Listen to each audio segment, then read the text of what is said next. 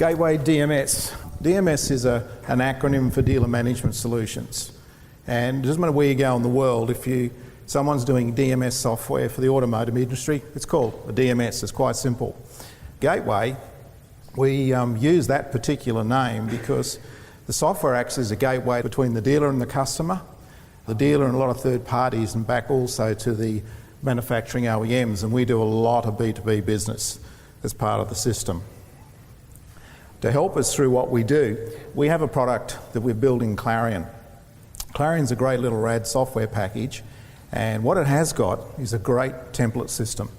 And we use that to create a lot of list, report criteria, and our SQL controls, we build them in Clarion, and we actually hit a button and we get all the synergy language coming out the other end. We're about staff of 20. Gary is what we call the plumber. He builds all the bits that make it all work. And we have 4.5 developers, and I'm the half. I'm the one that causes most trouble.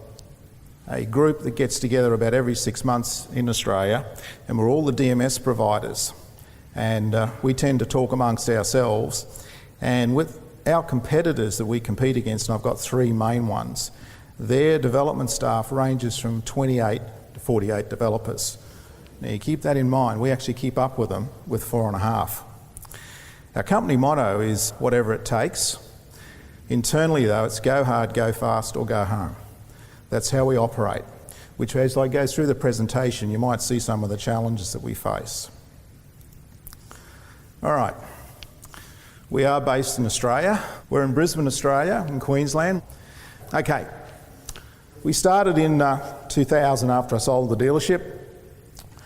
It was the beginning of the new millennium. The Y2K bug really didn't happen. And we decided to call the product Voyager. Now, DBL and MCBA. The software we're using in our dealership, as I understood later, was based around the MCBA accounting package. It's been around from the early 70s. It was a product called Midas. The company was SysTime. And it had a crappy interface, but it was absolutely blazingly fast. I wrote a lot of software around it in our Clarion Windows software, and I realised wide area networking really wasn't what I could do in my Clarion software in 2000. So I do remember when I used to log on into my MCBA system, there was this company called Disk. So I thought, righto, I'm going to contact these characters and see if I could use the language and how it all works. So Google was my friend, and apparently Disk had turned into Synergex. Got the phone number, I rang, and I spoke to a lady with an absolutely stunning voice, Inga. She then put me onto this character, the super salesman, Bill Mooney. And Bill, like me, was a tad younger back then, weren't you, 17 years ago? But over the years, we've built up a great professional and personal relationship, and I think he'd agree with me, it's been a lot of fun. So we started out. We converted our old payroll system that we had, it was DOS-based, and some of our Windows-based showroom products into this SCO Unix, because that's what we operated on in our dealership. And we set about building all our components from scratch.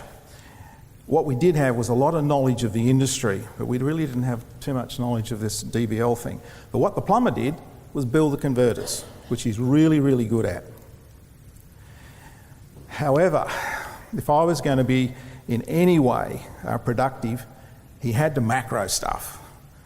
I mean, look at this thing. Screen channel equals next percent channel, scope and screen IT, if not cron is running, xmod call, it's open screen in the source code, guys. I can't cope with that stuff. So that's the way we move forward. We had one customer. He was a very good friend of mine back then, and he still is, so we obviously got it right.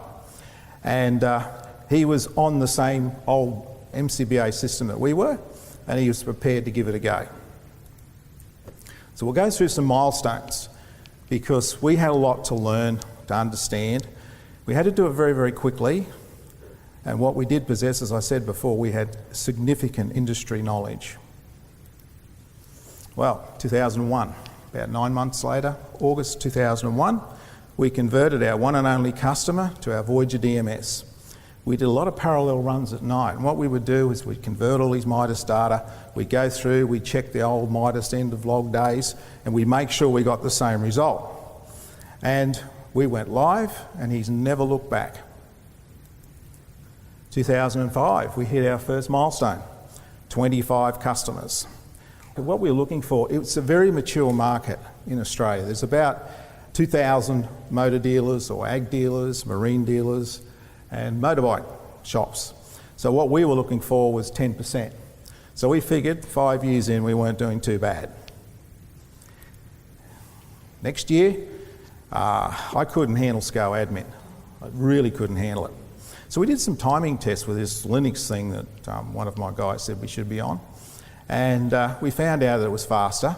And we also found out it was way better supported. There's this thing called Yum, and you just type it in and it does all this wonderful stuff into the operating system. And so we decided that's where we're going. We were using a Telnet client, Esker Ton, which was a very cost-effective solution for us. Way back from day one, we had mouse awareness, so you could use the clicky thing. We had shortcut keys, we had full editing, we had buttons schemed on the screen, we had pseudo tabs. It was all going quite well. Until late in 2006, Esker, who were based in France, decided that they're going off into web-based Telnet solutions. So they didn't want any more legacy software out there, which was the PC-based, so they quadrupled the price. So it went from about $110 for a PC to $447. I still remember the figure. 3 months' time, we had a 60-user site that we're about to go into, and I was about to be 20 grand poorer for the exercise. So typical what we get up to. We decided we'd go and build our own Telnet client. Now guys, isn't this a thing of beauty? Have a go at it. 8 foreground colours, background colours. We could run 4 Telnet sessions out of this thing. Again, we kept all our accelerated keys, but they're Alt keys this time round. 80 by 25, we thought we were pretty flash. And it was still quick.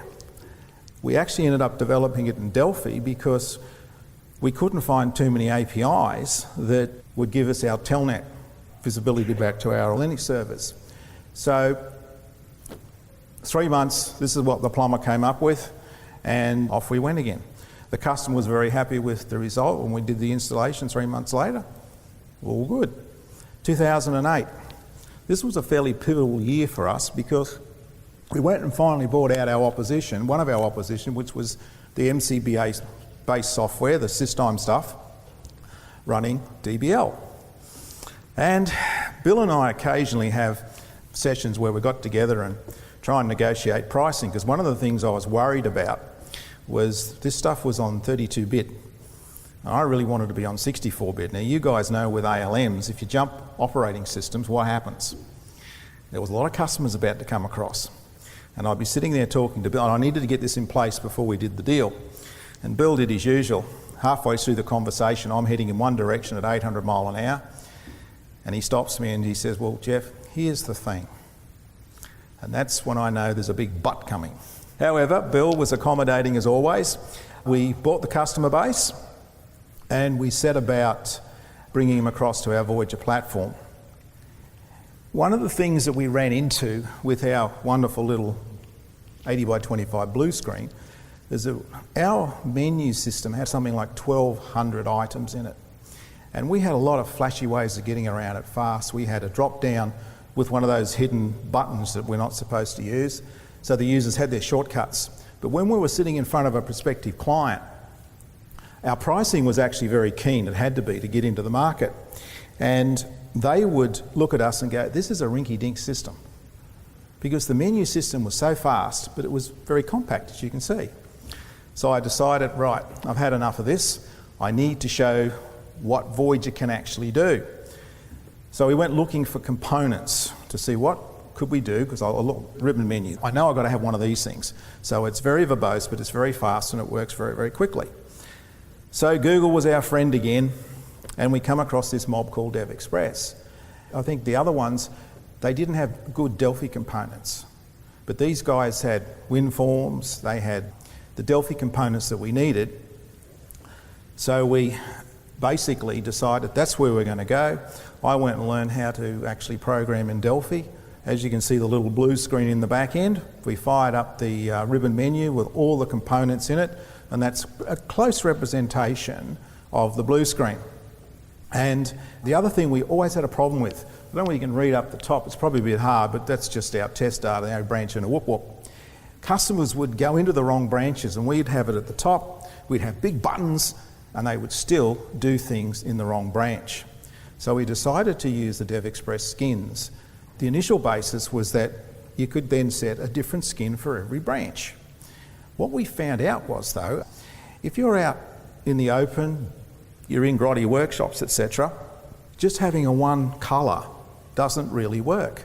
And like, men are blue-green colourblind, and according to the experts, as we guys get greyer hair, we like more contrast, but girls go in an opposite direction. So of the 44 skins that DevExpress have, our clients are using about 38 of them, and it's not just using one here and one there, they actually use the whole gamut. And they can personalise it and they can use it to do specific things like changing branches. So you can see there we went from 80 by 25 and we thought we're really good. We're going to go to 114 by 29 because we've still got our cell-based dialogue sitting underneath. Okay, when we bought the Midas customer base, it was around about the time that GFC hit, and the major finance companies in Australia were all based in America. So when the GFC hit, you know what they did? They all packed up their bags and they went home. Basically, they did 80% of all the financing of car dealerships in Australia. So the dealers suddenly had no finance platforms, and a lot of them got taken over by much larger dealer groups that already had their funding. That damaged us fairly severely. It cost us about 25 dealers in that same time period. But we come out the other end. It was an interesting time. Next benchmark, 2016, we finally got the GUI out. It took us, well, pretty much 6 years to do this. It wasn't just the fact that we had to come up with our GUI interface, it was the fact that we're also getting new clients as we're working through, which takes a lot of resources to get stuff through, but we've got thousands of users, and we had to move them from square screen, wide-based screen. Then we sort of mimicked what the windows look like. We did such a good job that some of our clients will grab this caption bar and try and move it. It was just painted on the canvas. That's how good we got it. And then we went to a floating form, which was sort of the canvas moving, and then we went to a full GUI. And of course, like you guys, we went through the mono fonts. We had our own font. We created monogate that did all sorts of things for us, but we had to go to proportional font. And once we got that, because what we were heading for was what was going to come after this. Unless we got to the modern GUI, there was no good putting calendar systems, dashboards and all that sort of stuff straight over the top of an old painted Telnet client. So last year, this got out to all our clients and we started moving into the SQL replication, which is what tonight was all about. Okay, we're on Linux, remember guys? So MySQL was going to be our choice. What we found as we started using the Synergy API, and again, we used our Clarion software to create all the templates. It's very much like the CodeGen Symphony that Rich has built. And we started moving our data across into the SQL server and then started to do stuff with it. Again, DevExpress, very integral to where we were going. And we knew we had to cube stuff and cube it really, really well, because our clients try and get them, even if they do visual joins, they just don't get it. So the Pecona, the guy that used to run the MySQL committee or however that stuff works, in about 2006, he realised he could make a lot of money building tools for MySQL, so he started his own business. But every version of MySQL that comes along, he then builds his superset of it, and it's a direct plug-in, and we were seeing speed differences up to 60%, especially on big data files coming across.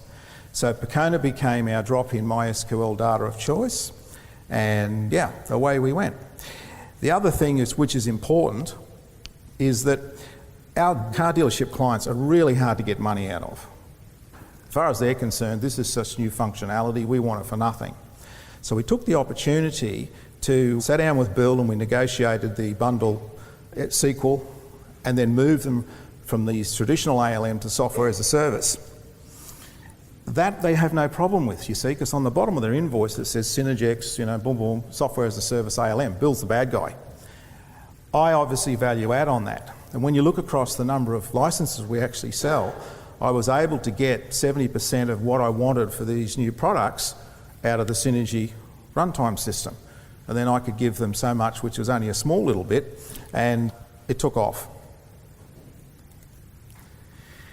All our internal reports are all written in ReportWriter. Our staff have no issues with it, but we're now struggling with some of its original concepts, and I think given that, 17 years from when we got hold of the thing, it's done a pretty good job. But the issue, of course, is 1%. That's all it is. Of all of our thousands of users, there's only 1% of them who can actually use the thing and use it properly. We have a very active publishing base with ReportWriter. So with the community, it doesn't matter who's built the ReportWriter, wherever it is, we would get it back, send it out to the other dealer, and it all worked. But it's very support intensive for us. And of course, it doesn't have a GUI front end. But I will show you something, if I get to the right one. All right, here's our front end ReportWriter when you're building it screen. It's in a Windows box. There you go. So we got that far with it, but it's not GUI. So in 2017, so we've got the SQL replication all reworking, we're starting to work out how to make it go. And the first thing that we got into was we built our own CRM. We had a third party that we were dealing with, Microsoft Dynamics. It was a fabulous looking demo, but it fell over at one of my major clients. It caused me no end of grief. So without the SQL replication backwards and forwards from the CRM, we wouldn't be able to function. Next was the ad hoc reporting. This reporting is going to be a simplified version for our clients so that they could do their own reports without talking to us. And the third one was dashboards. This was the one that's the sexy one. This is the one that everybody wants to see and everybody wants to use. They've all got rolled out first quarter this year. I'll quickly go through our ad hoc reporting goals. Now, obviously we wanted to replace ReportWriter for user-designed reporting. We've got better things to do with our support time than build reports. We figured if we could get Excel-style logic, because most of the people who are going to run the reports will be the accountants in the dealership and the senior managers. They've all come out of high school or college and they all know how to use Excel. We had to cube the hell out of the data. So whatever business topic that they were going to report on, they could basically pick the fields. And what we're doing is if we've missed something, I just go and rebuild the data file, regenerate it and get it out to our clients and away they go. Has to have an export to CSV or PDF and a bonus if straight into XLF. Out of ReportWriter, we could get it straight off into Excel via the CSV and we could create PDF reports directly out of the old ReportWriter. But it had to have a familiar application look and feel. It had to look part of Voyager, so it looked like part of the system. Okay, so how do we go about it? Well, remember guys, we're in Delphi, so we're a bit stuck in that regard. So we used, in Delphi 10, using the Developer Express components that we needed. For you guys, they've got equivalent components for all of the various topologies you guys are using. The TX grid, or the quantum grid that they call it, is the functional component. It's the one that actually we wrap to make it work. It's an MDI application, it's got tabbed interfaces, so we want to look like Excel where you can run your various reports, as many as you want across the screen. We had the export and everything was done by the grid control. We didn't have to do anything, we just had to wrap it. But it took us way longer than we thought to complete the interfaces. We ran into issues with speed, with in-memory versus bringing the stuff off the data files. We ran into trouble for the way that when we tried to get the tabbing controls working, and this is an unusual long time for us to do anything, but we got it out the door. This is in our admin function area, but it's very similar. Basically what they can do, depending on their security levels, they can go in here and we then export all the data. They've got real names that they understand. We obviously give them some documentation with this, and basically they dump the whole data in and it comes in raw. In the admin function, what we can do before they ever get hold of it is we've got the way where we can customise the columns, because if you actually have a look inside the column names, if you can read them, they're straight out of the Synergy repository. When we build the Synergy repository, we also build the identical data in the Clarion Data Dictionary, which is why we can create lists and all sorts of grids and other things we get up to. From an administration point of view, we can come down and say which of these columns are visible in the grids, visible in the reports, or no, you can't see them. Now, for example, our primary keys, the handles, well, there's no real need for them to see it, except we ran into other issues where we won't go into it now. But what we can do is we can go into any of the captions, and if they don't have a real world name, we just give it a real world name here, and before our users get hold of it, it's not the terse name that it might have been before we go from there. So we can do that. So basically, out of the quantum grid, we get this. So if I now go to what the users actually use, so here I've got two reports. There's a used in stock by age, used stock list by, etc., etc. But okay, so what they end up with is this is the data that comes straight out of our Voyager product via MySQL. And for you guys, this is the all familiar territory, because obviously you can go through, you can move your columns around, you can filter, you can set up filtering systems based on. It's a very easy dialogue to go through, new, used, demos, where it's in stock, stock numbers, and they can go through and then they can move around. If I look, I want the location after the OEM and all that sort of stuff. And they can bring it back. I want it over here. They have the ability, as I said, move the columns, work out which ones they want to hide in the grid. So when we go back up in here, we can come along and say, right, I don't care it's in the grid, but visible in the report, I want to get it back to getting it onto a widescreen or just a landscape layout. They can set formattings and they can start doing data filtering in this area. They can also go through and they can uncollapse all the data, and the view that they have in here is what gets printed out. So in other words, if they only want to see the actual grouped footers, then that's fine. They can go through and they can do the old thing where you can obviously do the best column fit, etc. And then they can go in, when they run the printer thing, go into the printer, and in here, like most modern printing dialogues, you can see there where it's taken up 2 pages, so they can go back up into the settings and they can go through and do the scaling, and they can then fit to the page width, okay, and it's done. So it gives you the concept. This is a lower end version of what Steve uses for the DevExpress reporting functionality. So basically, from a user sitting in a dealership, say the accountant, he gets all his data, he can work out which columns he wants, he can do all his filtering, his sorting, he can do his group controls, set up what he wants, whether he wants counts or whatever he wants in the groups. And I've got about 8 of my clients that are now running this, and I don't hear from them.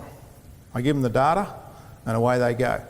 They then run this into the schedule reporting systems that we have, and I think we've got a handful of calls into our support desk, and that's it. So the goal was to move away from the old report writer, but keep it simple. So we're not joining files in here or doing anything spectacular. It's just simple and it's easy to do. So there's a couple of views. That's our skinning. I'll get on to the next window. The dashboard goals. All right. Okay, just on that mod thing, because I know I saw something come up in the questions.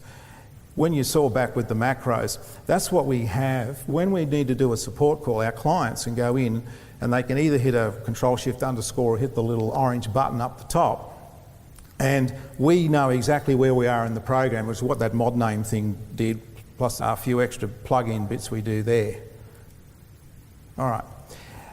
We already had in our client dashboards, but they could go through and they can see various things that their security systems would allow them to do on pertinent parts of their business. So we already had a dashboardy type system, but it really didn't give us the drill down capabilities and that sort of thing that we needed to do. Okay, so the first thing we wanted to do was provide decision makers with a business intelligence overview. Pertinent views and easy to use interface. It's got to be simple or they won't bother.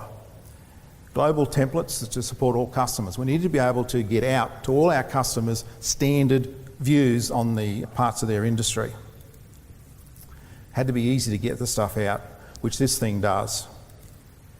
We had to be able to enable usable themes. It's interesting, the themes that they'll use in their Voyager product will be totally different to what they deem with their dashboards. Totally different. Must again, reportable output. And one of the things that I had to be able to do was my high-end 1%ers give them an application that they could actually use and go and create their own dashboards. That was very important to where we were going. So what did we use? Okay, well, you guys finally got me. It's written in C# using Developer Express components, and it requires .NET 4.5. I swear I wouldn't go into the .NET world. And there's a reason for it. You can imagine when we're dealing with our software and we've got all the OEMs and we see they have problems with .NET versioning and various Windows versions they couldn't run on. We've run on everything from 98, including Mongrel Edition, Vista. It just works. And you've got no idea from a developer point of view. For us, that's great. But the DevExpress requirements say that it works really well on .4.0. We found speed issues. When we went to 4.5, they all disappeared. I don't know why. It's above my pay grade. It comes in two parts, a dashboard designer and a viewer. Most of the behaviour is automatic. The great thing about this product is all we had to do was wrap it with menu systems and we were good. The viewer menu basically uses a very simple configuration file based around our security settings, and it just works. This one, which is the one that's the big bang for your buck when you're trying to sell it to your customers, only took 180 hours. But keep in mind, we learnt a lot through the previous ad hoc reporting. This is a snapshot of the DevExpress overview. Okay, so you've got pivot tables, you've got charts, you've got cards. They're an interesting little exercise. Grids. The gauges aren't at the top end of town. They're back a little bit, but they're very clear. They're very easy to use. The range filter. Basically, you can sit down and slide your date ranges, months, years, whatever, and the dashboards change with it. The spark lines, I find them terrific, except they slow the system down. And for you guys in particular, your shapefile maps that you have over here far exceed what we have at home. And they also have the GeoPoint maps as well. We haven't got into them yet. And the calculated field, they have the best expression editor that I've ever seen to create your calculated fields. Obviously, you can run on the Windows platform, web, and into any device. They have two versions of their builder.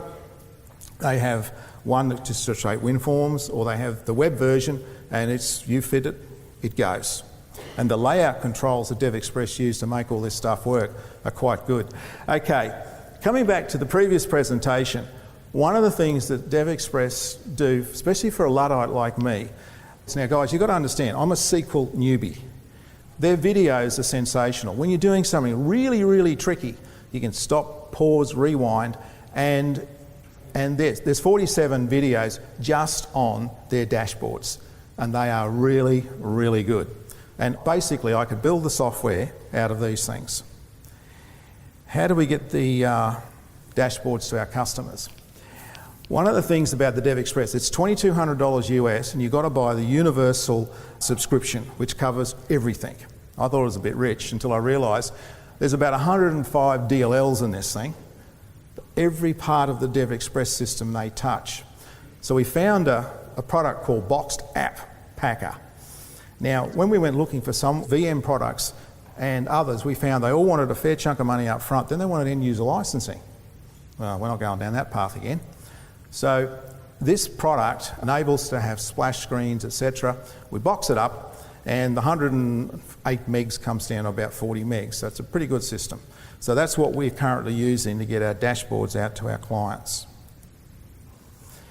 That's what the dashboard designer looks like, and we'll flip off and we'll have a quick run with it. What you're looking at is straight out of the box with DevExpress.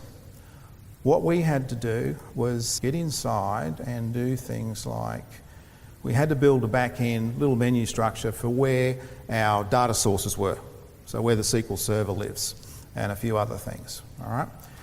That's all we had to do with this product. So basically then, you load up a dashboard. Now, if we go across the top, There's your pivot grids, there's your 2 grids, pivot, charts, scatter charts, pies, gauges, cards. There's your shapefile maps, the geo points, range filters. What they mean about range filters, if you drop down the bottom here, if I start moving my date ranges around, everything just flows. And our clients are going to find this really easy to use because they'll go along and they'll shift months, they'll do quarters, they'll do whatever they need to do. And everything's dimensioned. What I had to get my head around was everything was dimensioned. So if I had 2 or 3 different files I was bringing in together, I soon figured out I better make sure the names were the same, or if I go into the editor, right? For you SQL guys, this is all second nature, but for me this was brand new. So here's my query builder. So I come in here and I can go and pick all my files, drag which ones I need, tick on the ones I want to bring across, and yes, I could use aliases to make sure that if I was dimensioning between different data files, branch names and all that stuff all made sense. And you guys would probably go straight in here and do your selects because it'd be quicker for you. For me, that's highly deadly. I'll do something wrong. So you go and pick your data files, you choose which of the columns that you want to bring into the system, and it pops up in here, and then you can go ahead and do what you need to do. So the next trick is you go across and you pick out, well, which one of these things do I want to do? So in this instance, I've got myself a chart and I load up with my month to date against my forecast, month to date against my budget. And what this thing does is it gives you the ability to look at the 2 views. And of course I've got no data in here, guys, so I apologise for that. So they didn't change, from that side. But if I click on here, I now see my 2 branches. Then I can bring it back up again. So I can drill back up. And it's better to show this in the viewer because I've got to double click all the time. And then your year-to-date growth. So you can see your pie charts, you can see just your normal bar charts, and you can do things, you can run them on series. And then down in here, you've got the ability then to do basically your filtering based on your branches. And when you go into the designer area, you can then say, well, what do I want? Do I want it as check boxes? So you might want to show 3 out of the total lot. Do I want to have an all value? And it's all click and point and go. What I had to quickly understand was, how did it all work and what was the best way to make the thing go faster? Their expression editor. You just start typing and it knows whether you're trying to do function, an operator. It shows you all your data, shows all your columns will pop up, and it took me no time to get in here and make all this stuff work. And it's got functions and things in here that I just have no comprehension of. But I was able to create fairly sophisticated dashboards fairly easily and quickly. Again, I had to learn the SQL way as I went. So we started this last November and we were testing it in late December and it was out in the field on the 15th of January. So that's how long it took us to do this bit. So when I say bang for your buck, this stuff is sensational. Now the viewer side looks like this. This is the viewer that the clients use, the ones that aren't building it. Now what we had to do is we had to wrap a simple menu structure around the product. The files are about 15K to 30K max, and it's all done in XML. So obviously the viewer reads in the XML, it's got 100 DLLs to deal with it, and off it goes. You can set favourites up. So we have a menu structure which is based for dealerships. Some of our dashboards are as real time as we can get. If it happens in Voyager, it's here. They may just have to hit the refresh button to get the thing back up in the viewer. So again, where we were showing you where, Malibu, Palm Springs, and we move across and move things around. Now, one of the things that you can do with the dashboards, let's say for argument's sake, I'll have a look at this one. Okay. Inside a dealership, they have their normal accounts receivable, parts and service debtors. They have unit debtors for the motor vehicles or big red things that they sell. They have wholesale debtors that they deal with. And they also have a horrible thing in parts and service where things are happening during the day and they call them payment pendings. And you wouldn't want someone to be sitting with, say, $3,000 as a payment pending, and that was the 11th of May last year. He's gone, he hasn't got the money. What it enables you to do is forget the graphs and that sort of stuff. We can actually build views for them that they can drop into Excel or PDF or whatever, and it exposes that hard to get data that you normally got to run 2 or 3 reports. So it has a twofold purpose. And in the live site where this thing actually works, I don't want that one, I want this one here. You imagine you're a stock control in a dealership.